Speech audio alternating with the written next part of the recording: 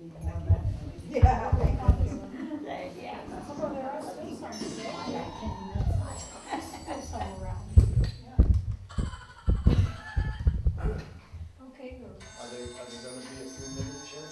Oh, I like that. Yeah, because I know there's a couple more days for, not I'll all. run down and see what's in the grocery store. Okay.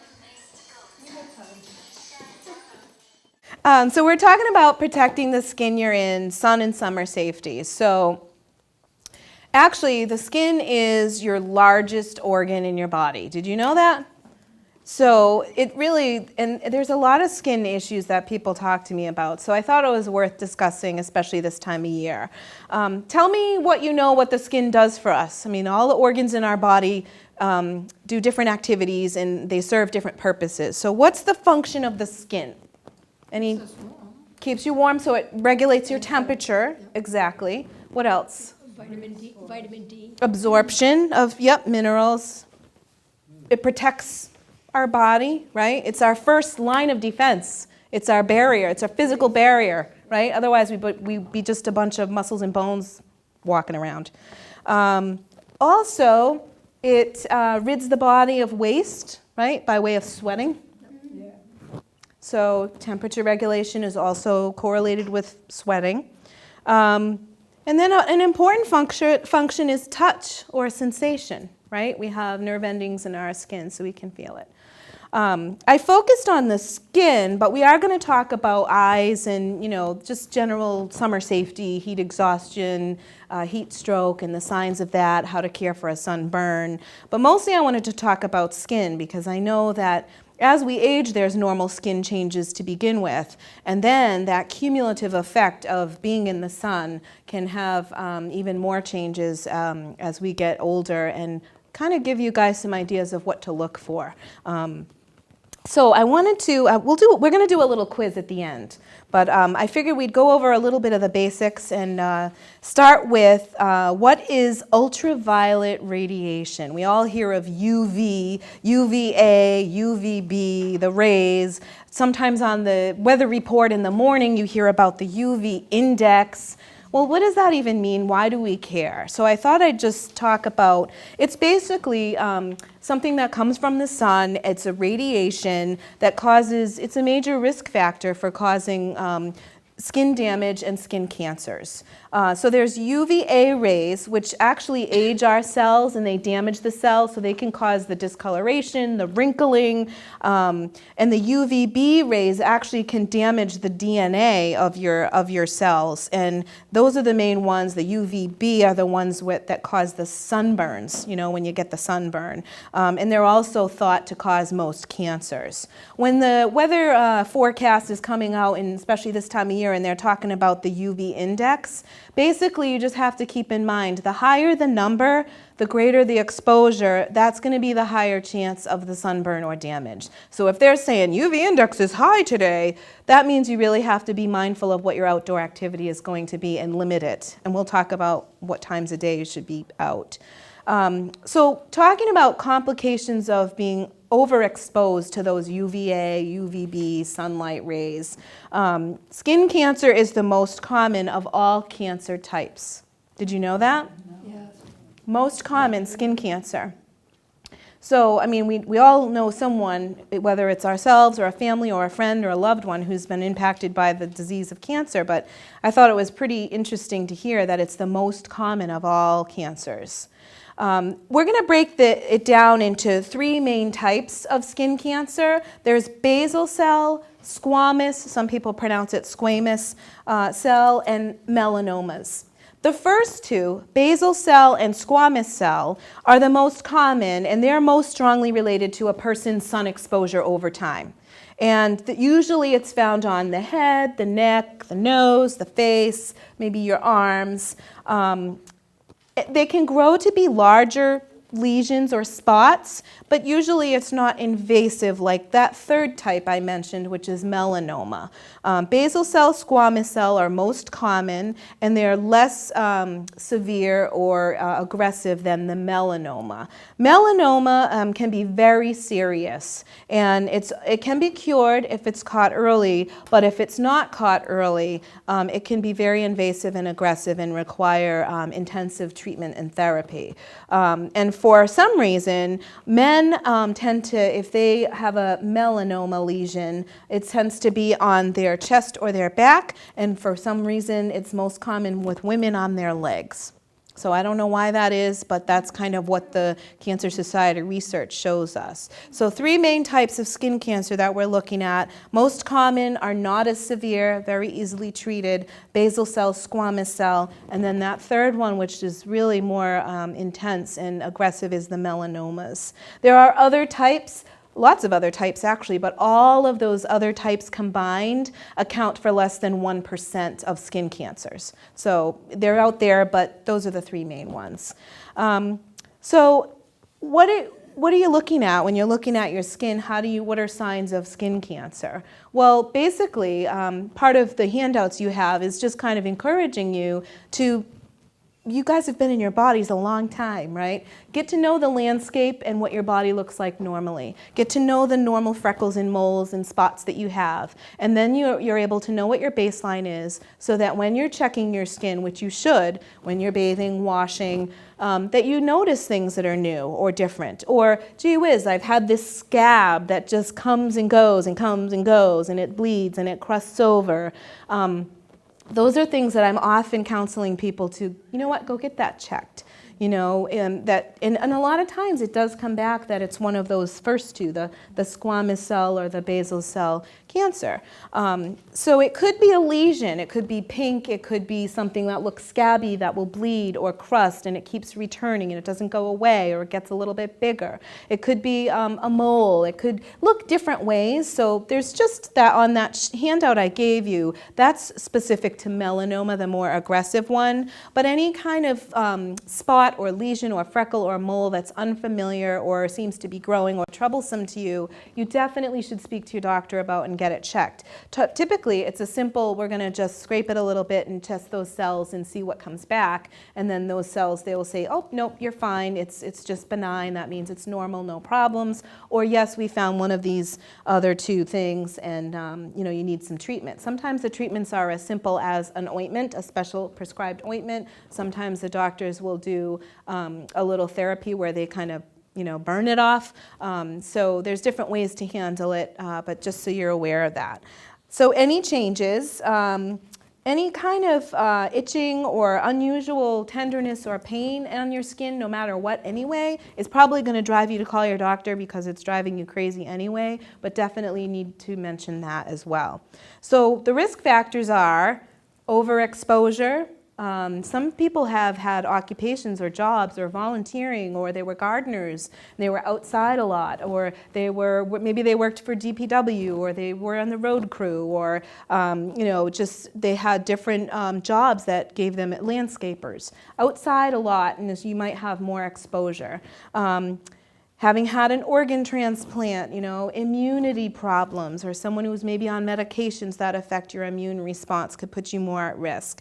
Actually, living at high altitudes, because the UV ray index increases, so people who live at higher altitudes may be more at risk. Or if you happen to have a vacation place where it's a higher altitude, think of that. Living in, speaking of vacations, in tropical places, you know, you're outside, the sun is there, there's glare from the sand, from the water, you know, you're getting more reflective surface. People who have fair skin, oftentimes blue-eyed, lighter hair complexions, redheads tend to be more at risk for developing skin problems and having severe sunburns. And then, of course, having a history of a lot of severe sunburns over the years will put you more at risk for developing those things.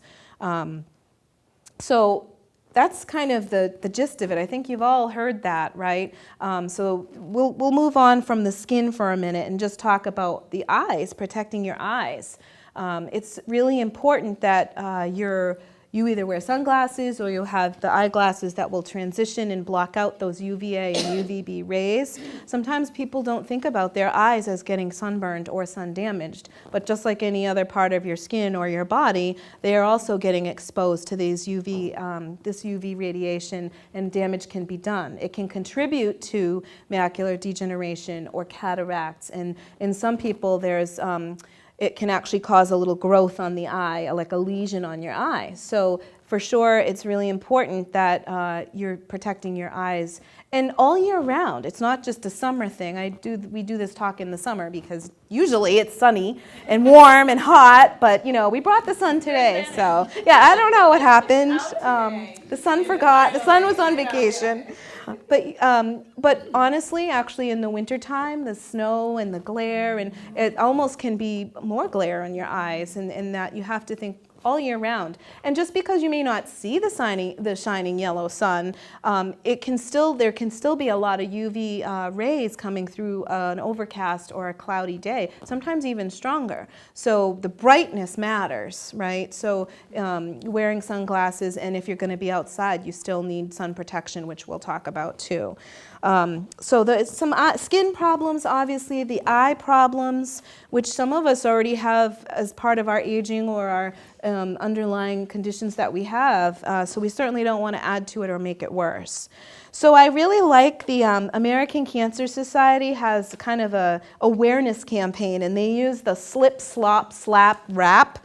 So the slip is slip on a shirt, right? So if you're, slip on a shirt, they say ideally that it should be tightly woven garments are better.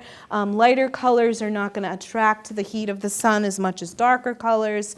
Typically with a tighter woven, you hold it up and you can't really see through it. But it's summertime, so we're trying to find loose and cool, fabrics, but cover yourself up. I mean, that's kind of basic, right? Cover yourself up. Slip on a shirt. So the slop is slop on sunscreen. If you turn in your packet to the second page, I actually really liked this one. It says how to select a sunscreen.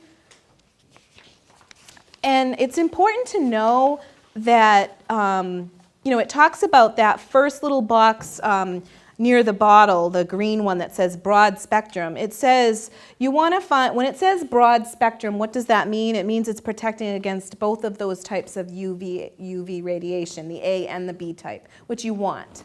So you want to look for something that says broad spectrum. You want it to have an SPF of 30 or higher. Basically, the SPF is just how well that's going to protect you from the sun. And then the water resistant, there's no such thing as waterproof sunscreen.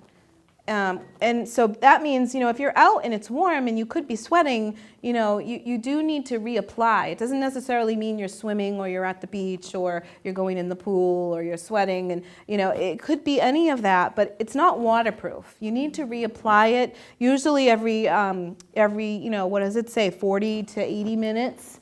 You're reapplying if you're out for that long of a time. And I think that's probably where most people fail, if they're going to fail with sunscreen, is they might be great about putting it on, but typically they don't reapply. So the reapplying is important if you're out. And then I liked how at the bottom it shows you like the little visual that 1 ounce of sunscreen is typically enough to cover most of your body or the exposed skin that would be out. So I think it's important that we slop on the sunscreen and don't forget to reapply it if you're out. And then the slap, can anyone guess what the slap is? Slap on a hat. Oh. So we have hats. There's a couple different styles here. I think these ones are more for men, but if you can choose whichever style you like. So pass the hats if you want. Here you go, Ben. All right. I should have. Sorry, the tags are still on there for you guys. So why are we slapping on a hat? Why is that part of the?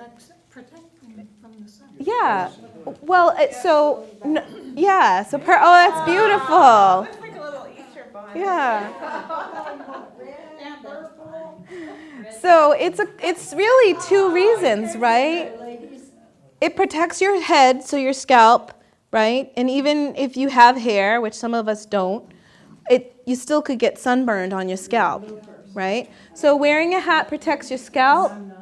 And also, if it's wide brimmed, you're going to get more face protection. So your eyes will be protected in addition to sunglasses, and the face on your skin, it will cast a shadow and protect you a little bit. Some people use umbrellas, that would do too. I always have good intentions with umbrellas, but somehow I like my hands free, So wear your hats. Slip on a shirt, slap on the sunscreen, slap on a hat. And then our final one was wrap sunglasses, like we talked about, eye protection. Slap, These are costumes. wrap on your sunglasses. I don't wear them outside. Oh my gosh. So they would cover a lot, most of you. Yeah, they would. covers her whole face. Yeah, it does. I know you want them here. So the main thing is if you're going to be outside in the summertime, try to be smart about when you're going to be outside. It's best to avoid between 10 a.m. and 4 p.m. It used to be 2. I remember teaching everybody 10 and 2, like when we were driving, 10 and 2, It's not that way. Yeah. 12 to 4. 10, even earlier. They've actually extended the time, so 10 a.m. to 4. So that means, you're kind of limited. Beach, yeah, most people are going for the day, but if you're going to go out and water your flowers or be in the garden or go for your walk, and it's not necessarily a shady place, go earlier in the morning if you can, or after 4. The problem with going later in the day is what? Too much traffic. Traffic. But if you're in a wooded area, but there's still sun, it's buggy. The mosquitoes. So now you're slapping on the sunscreen and you're spraying the repellent and you smell wonderful. So in the morning before 10 or after 4 would be the best time to spend outside. And then it's just, look for the shade. I saw a picture. I should have printed it out for you guys. There were kids at a sporting event. I want to say it was a baseball game. And the camera had panned over, and they showed this huge, wide open bleacher section. And there were people that were just in this diagonal line, like in a single file line on the bleachers. And what it was there was a light pole, casting shadow, so everybody was in the shade of the light pole. So it was really, I wish I had printed that. That would have been a good visual. But seek shade. If you are in a sunny spot, try to find some shade. Don't forget your lips, too. Yeah. Oh, we have some, I'm going to let you do the little passy out. We have some samples that we got of sunscreen and lip balm from some different various drug companies and whatever. So we're not recommending any particular drug company or anything. It's just we got some free samples that we will share with you. So it's sunblock and some lip balm that has sun protection in it. Don't forget about your lips. They can get burned and chapped as well. I'll just put it out because there's different. I don't think you want. I think it's tinted. It might be. When I go to bed. Do you? Yeah, so don't forget your lips. Did you guys know that the Friday before Memorial Day is known as Don't Fry Day? Fry, F-R-Y. That was a campaign that I think it was the Melanoma Foundation, was trying to just bring awareness to the fact a lot of times Memorial Day weekend, people are outdoors, there's parades, there's barbecues, and it was kind of a good reminder to people to, be mindful of the sun and protecting yourself. So Don't Fry Day is the Friday before Memorial Day. I didn't get to see you before then, so. Do regular skin checks, and I do like the handout I gave you, because it does talk about, really being thorough with that and having maybe someone else help you out, looking at your back, taking a mirror if you have to, good lighting, making sure you request that at your doctor. And that's why you're your own best advocate. So if you know the landscape of your body and what's normal and what's not, you can point it out. By the way, doc, can you check this out? Oh. Right? Take a mirror so you can see your Yes, take a mirror, right? I know. And then you might see more than you want to see, but that's all right. One thing that's really baffling is when you go in the store, in the drugstore, you don't know what to buy. You know, and Yes. some of them are very misleading. You really have to read. No, you're right. That's why I like that this one was saying the SPF 30 broad spectrum. So look for those things, for you. All right, so let's see. We talked about that. How about best care for if you get a sunburn? What do you have for tips? I mean, you must sunburn tips. If you get a bad sunburn, well, how do you guys treat it? What do you do? Put cold water on it. Cool water is great, absolutely. Sometimes it can actually stop the burning process. But shouldn't people still recommend it to get 10 or 15 minutes of sunlight a day? I guess that's before Yeah. sunshade. Yeah, so that's a good point that you bring up. And there's some research that's, what the research is actually saying is that they actually still prefer that you get your vitamin D through your diet and or a supplement. But the reason for that is because of the risk with the sun. And the sun exposure putting you more at risk for developing lesions or some of these cancers. But yeah, you're right to say that you can get vitamin D through the sun, and so some people will still do that, but what the research is saying and the science is saying, the recommendation is the preferred method of obtaining your vitamin D is actually still through diet and supplement, So if you eat a healthy diet, well-rounded, but talk to your doctor about it. You guys have lived a good full life so far, and you've been outside and doing your thing, so everything with everything with a grain of I salt. have read that the first 10 minutes, wherever you are, you shouldn't put the sunscreen on, but then there's conflicting view that you should put it on a half an hour before you go in the sun. Mostly concerned about the vitamin D. I would say that if you're going to be out, I would just put it on right from the beginning, whether you do it, before you put your clothes on and you go outside, or right when you get to the beach and you're putting it on. I think that there's really not a safe time to be outside without sunscreen, really, is what the recommendation is. But to go back to curing for sunburn, I think you had mentioned cool water, absolutely. I think hydrating from the inside out, so not just putting cool water on your skin or taking a cool shower or bath, but drinking water, right? Because those cells are burned and they need to replenish and make sure you're not losing extra fluid that way, which you could, especially if you blister. If you blister, do not pop it, let it be. If it pops on its own, fine. Watch the site, keep it clean, don't touch it, wash your hands. If you're gonna put anything on it, I would say just keep it clean and watch it. Some people will put a Band-Aid until it kind of scabs on its own. That's fine, except if the skin around it is burnt, that might be a little sore. So yeah, don't pop a blister. That's nature's way of healing from the inside out. Leave it alone. It will probably pop on its own.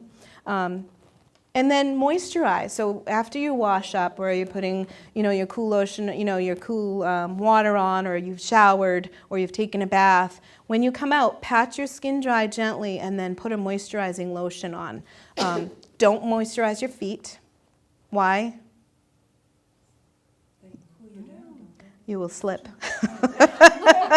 We don't want that kind of slip. That's not the slip, slap, slop that we're going for. No slipping. Don't moisturize your feet unless you're going to bed. I do the top, not the bottom. The top. So moisturizing lotion will help irritation.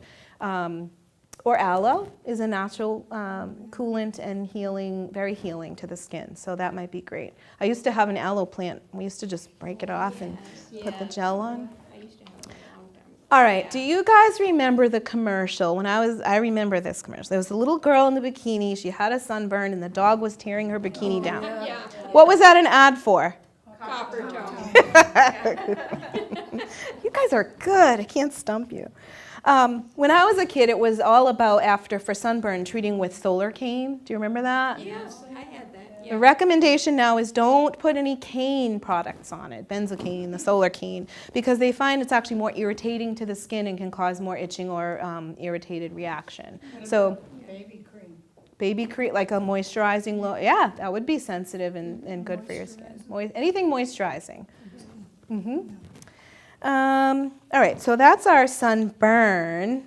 Let's see, do we drink extra water? And then let's talk a minute about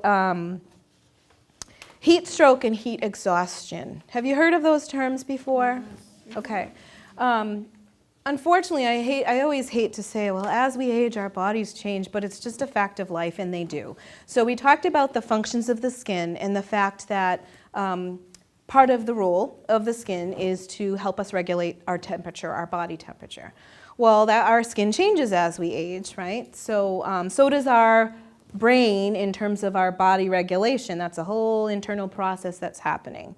Well, as we age, we typically lose our sensation for thirst. We don't feel as thirsty as we once did. So if you are thirsty, you are dehydrated.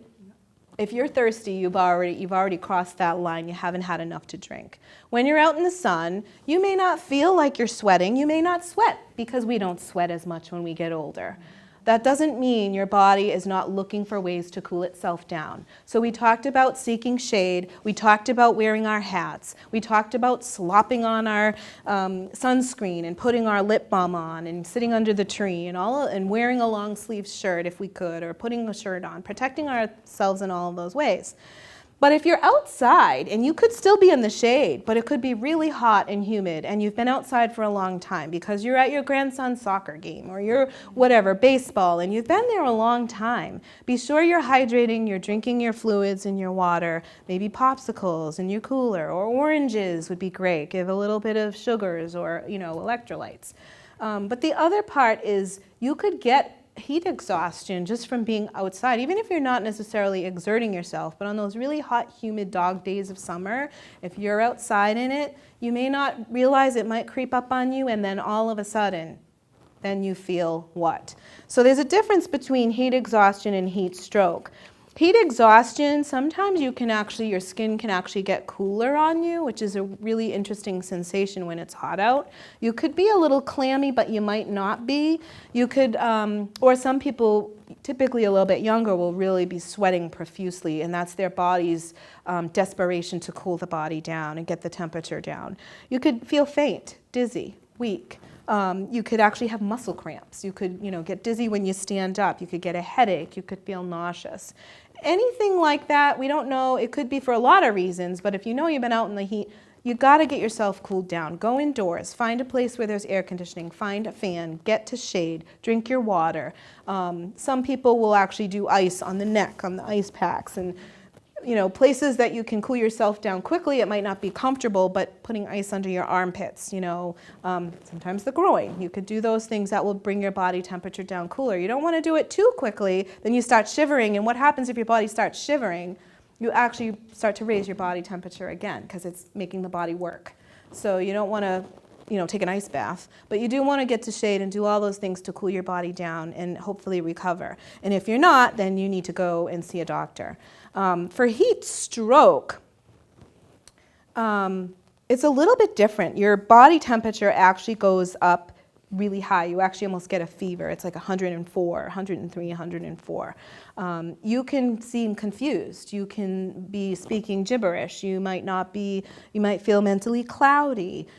Your skin might feel very hot and dry, and at that point the body has lost its control to regulate the temperature because you're not sweating like you should be sweating. You may get flushed, nausea, vomiting, feeling rapid breathing, like really fast, feeling like your heart's racing, a headache. So it's kind of, some of the symptoms are similar to the heat exhaustion. Heat exhaustion you will feel and can go into heat stroke if you don't address it and take care of yourself. And that's serious, and you need to get someone help right away. And any of those unusual symptoms, especially kids out playing in the fields or you're outside for a long period of time, anybody really needs to get prompt treatment. And the first aid out there is to get them cooled down, get to shade, fan air conditioning some water, maybe those electrolyte drinks like Gatorade or something like that, and help cool them down, and that will help. Take off extra clothing if they have too many layers, or those kinds of things. I think that was all I had on that. I'm not going to go into all of the classifications of medications. I think it's worth mentioning that some of the medications that we may take can cause you to burn quickly. So you might see a warning label on your medications as a side effect. It may say photosensitivity, or you want to be aware of that, or phototoxic. Talk to your pharmacist if you see that. A lot of times it's a yellow label, but some pharmacies are different. But if it does say that, that means you especially need to take even more precaution if you are on a medication that has that potential side effect, because you can really get burned quicker, and you can have more problems. So some of the medications, I'll just kind of overview. Some of those, what we call the NSAIDs, the non-steroidal anti-inflammatory drugs. Anyone have a clue what one of those would be? Aleve, ibuprofen, Tylenol, any of those kind of medications, which a lot of us take, for arthritis or for pain or for a headache. Just be mindful that for some people it can cause extra sensitivity in the sun, and even to the point of blistering. There's a couple of antibiotics, particularly Cipro or ciprofloxacin or levofloxacin, so be mindful of that. Same thing, increasing your risk for sunburn.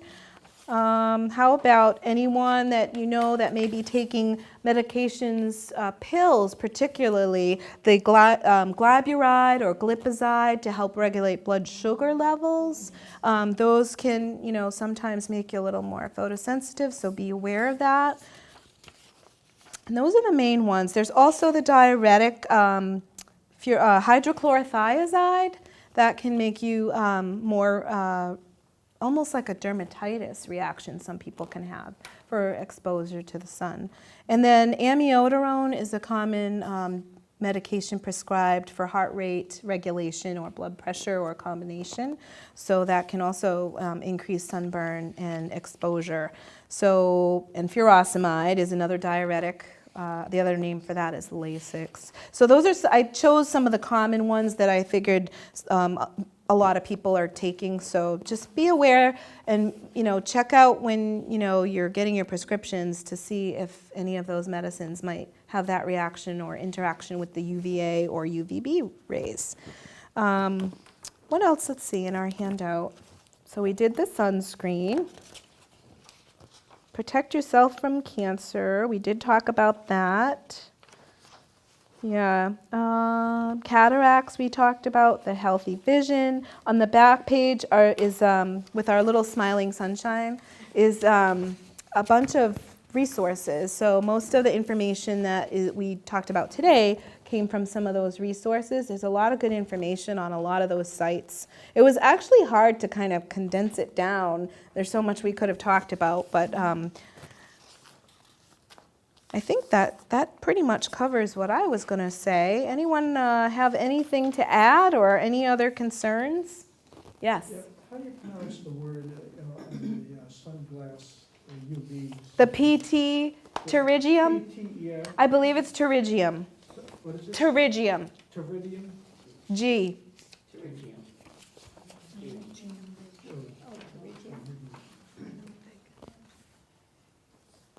Yep, it's like pterodactyl, but not.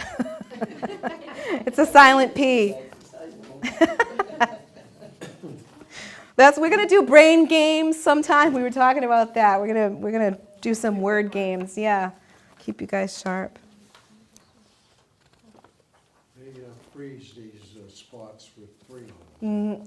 I'm not sure exactly what they're using for that, but it's usually a simple procedure right in the dermatologist's office, and whether it's, I'm not sure what they use, but they do. They call them freezing it off. Yeah.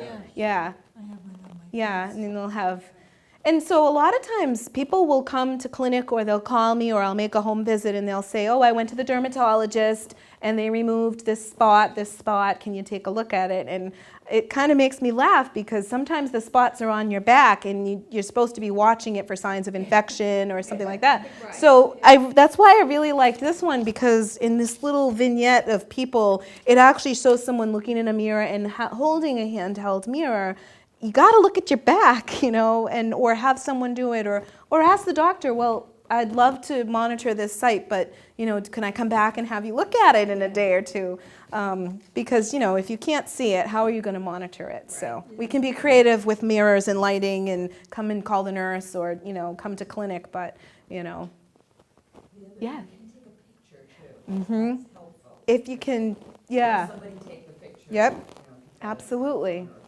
It's helpful. Yes. And everybody, this is Kathy Benson. She's joining us today from Neshoba Nursing Service and Hospice. She works with me. She's a social worker. So she's starting to get to know the communities, and I invited her to come and meet you all fine people today. So thanks for coming, Kathy. Well, I All came right. a little late, but I made it. Yeah. All right. Anyone have any stories or they want to tell, or questions? Yeah. Just to get back to when you talked about anti-inflammatory Mm-hmm. over-the-counter relief, Mm-hmm. and you mentioned ibuprofen. Mhm. I thought the ibuprofen was just for pain. Does it reduce inflammation also? It absolutely does. It does? Yes. Okay. Yep. Thank you. You're welcome. Actually, that's part of the mechanism of action, so to speak, of how it actually reduces pain, because it actually reduces the inflammation. And a lot of times pain is caused by something inside being swollen and inflamed and pressing on nerves. So yes, Tylenol, no, not so much. It doesn't have that same anti-inflammatory property that ibuprofen does. But yeah, ibuprofen is anti-inflammatory. Thank you. Oh, you're welcome. Well, thank you guys for all coming. Any other comments or questions or recommendations for next time? Old wives' tales? I used to know people that would go out and lay in the sun, and they had this mixture of baby oil And I iodine. used it. Yeah, right? And I you, worked with yeah. And Those were the days. I just Yeah. remember thinking it looked like a lava lamp. Right? Oh, man. There is another sheet. This came from the Children's Melanoma Foundation. It's not in your packet, but it was just another acronym, but it was interesting. They use Sun Aware. So we had talked about, melanoma being that third type of less common but more aggressive skin cancer. And so they use the acronym AWARE, A for avoid unprotected exposure to sunlight, seek shade, and never indoor tan. W for wear sun protective clothing, long sleeve shirt, pants, wide brimmed hat, sunglasses year round. A for apply the recommended sunscreen. R for routinely examine your body, and E for educate your family. So I thought that was just a different way. I kind of liked the slip, slop, slap, rap. That was kind of. But this, if you want to pass this one around, it does show the difference between what a basal or squamous cell skin lesion might look like. You can see on this particular example, there's not really discoloration per se, versus the one on your right is a melanoma, and you can see it's very dark. A lot of time those lesions are very dark, brown to black. They look at the first page on your handout actually shows, they look for asymmetry in the shape of it, irregular edges. Is one side of the lesion or mole darker than the other side? What's the color look like? Is it changing? Is it getting bigger or spreading, or those kinds of things? And then how wide is it? So there are ways to kind of differentiate just visually, but I'm just going to say for the lay person generally checking your skin, anything that seems unusual to you, just have a conversation with your provider. But I'll pass that around if you just want to take a look at it. And The lady that squirts the Freon on me over at the VA, she comes from Stowe. oh, really? Yeah, she's a nurse over there. Oh, wow. I can't think of her name. Interesting. She comes from Stowe. So when they do that, what's the teaching? Like, okay, you came in, they do this, and then you, It burns like, I mean, they just, you know. Yeah. No, They tell you to go home and watch it? uh, They tell you to go home and watch it? come, you know, in the 6 months. Yeah. every 6 months. Yeah. Yeah, I've known quite a few women, for some reason, women that have had lesions on their nose, on the bridge of their nose. You know, seems to be a common area. A lot of men tend to get something on the, yeah, their head, you know. My father had it on his ears. Ears, yep. Many times, Yep. yeah. And sometimes you don't think, because it's not like you're seeing a mole or a bump. That's why I reiterated that about something that just doesn't seem to heal. You think you're just scraping it. It's kind of easy to talk it away, but it just keeps coming back. And it doesn't look like much, but you know it keeps coming and it's not normal. And that's when you really just need to get it checked, just to be sure. But thank you guys for coming again. I love coming and talking with you. And What do you recommend in the wintertime when there's very little sun around? You need a minimum amount, probably. it doesn't matter what time of year, there's still sun exposure happening. So, but the thing with wintertime is you're covered up, right? So you've got coats, so there's less exposed skin. But I know for women, you know, a lot of moisturizers that you put on your face have sunscreen in them. So if you're putting on moisturizer that, you know, you already are kind of putting a sunscreen, for men, you could still put sunscreen on exposed skin in the wintertime. In fact, skiers, you know, they really need to, But you know. don't you need a little sunlight, plain sunlight? So, you know, I'm gonna tell you what the research tells you, right? The research says don't try to get your vitamin supplements from the sun. You know, they want you to get your vitamin D from your diet and supplements as needed. I guess the reason for that is probably there's more risk to you by being exposed to sun. But, you know, I believe in fresh air and sunshine and outdoors and being healthy and, you know, being active and living an active lifestyle. But I think if we kind of follow some of those guidelines of how to protect ourselves, I think you'll be okay. You'll still be getting some sunshine in a safer way. Maybe reduce your risk. What do you think about the amount in moisturizer? Like it tends to be only 15, and I use Mana Cream 50. Yeah, so I know that what they really say is at least 30 is good. I've also heard different sites and different research shows that once you get beyond that, it may not necessarily be affording you a lot more protection over 30, but you know, some people just feel better getting that, you know, the higher 50 or whatever. I think the key is reapplying if you're outdoors, right? So I don't know about you, but I put my moisturizer on in the morning. I only put it on once a day in the morning. But if you're, you know, outside, you know, you have to reapply. So all I can say is they recommend 30. Yeah, so the 15 is... Probably not enough to really protect you if you're going out in the sun, you know, to be on the beach or at a picnic or, you know, outdoors gardening for a while.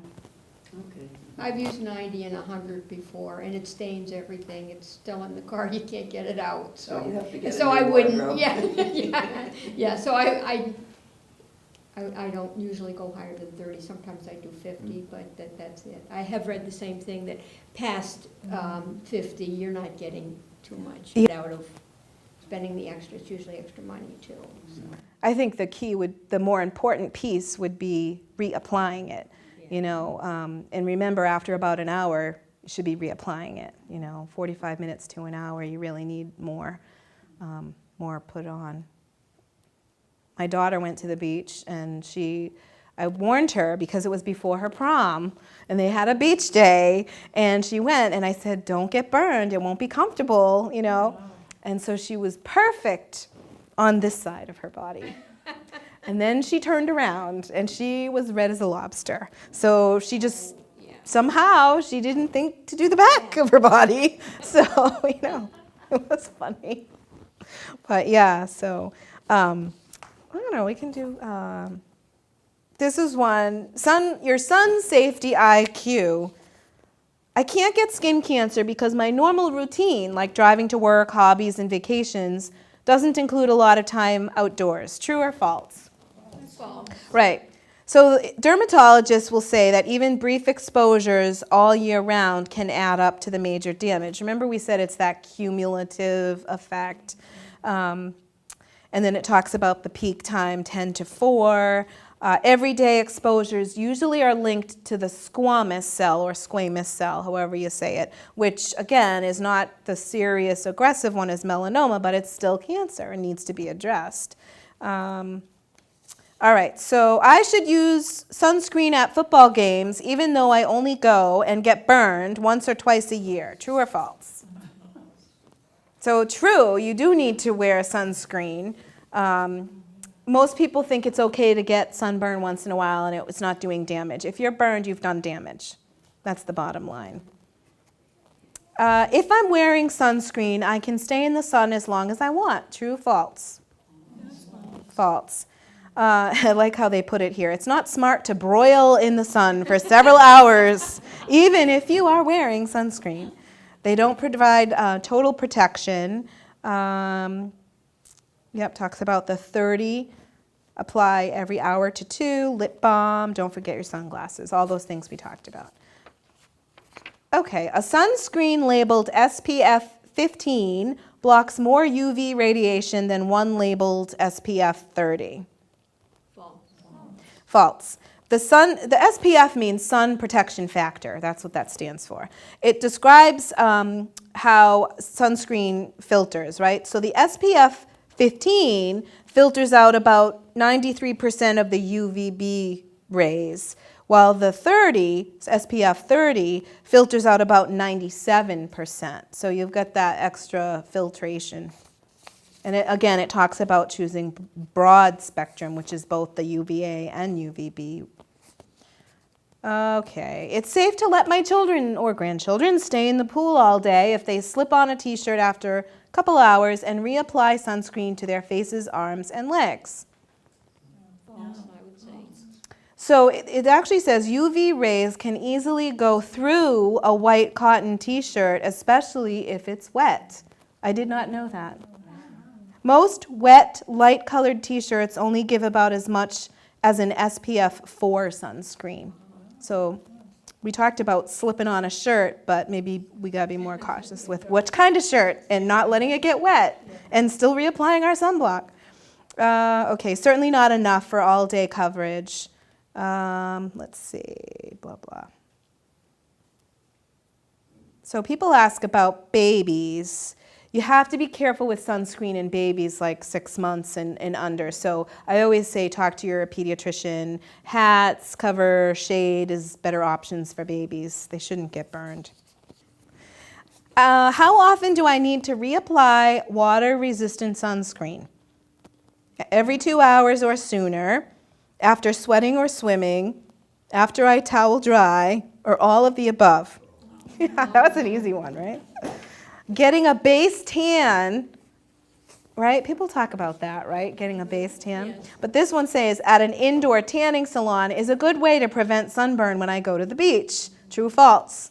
False. Okay, so the dermatologists and experts say a base tan doesn't give you, it gives you very, very little protection, if any, against sunburn. Also, tanning injures the skin. So even if it's not burned, it's still sun damaged by the color change. What you don't see is UV damage to deeper layers where it builds up from every tan and burn you've ever had. Again, that cumulative effect. And there's no such thing as a safe tan. And that's where I think I had said to some of you in the beginning, we were trying to get a person from the Melanoma Foundation come out, and she has this little hood that you can go in and you look and you can see the cumulative damage. It's a little scary. It's really kind of shocking, you know, to see it. It is. Well, especially because, okay, going forward we'll be mindful and preventative, but all that's already done. It's a little depressing. Let's see. I think we covered it.